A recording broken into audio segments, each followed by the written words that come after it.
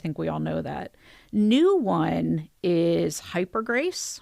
Some people call it licensed theology. And this goes, Dietrich Bonhoeffer talked about cheap grace, this concept of cheap grace. And the reaction against cheap grace is always like nail people with the law.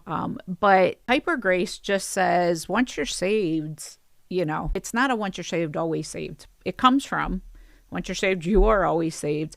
And instead of moving from that to sanctification and becoming holy through the work of Christ, it's fair game. I have my ticket to heaven. I'm all set up. I can go do whatever I want. Gotcha. But that's actually being preached in progressive Christianity in particular.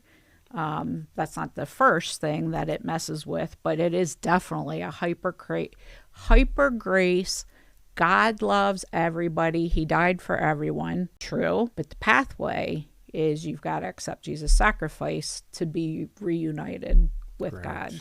And that's where you start to see all this fuzzy thinking about, well, every pathway leads to God. Jesus is the way for Christians,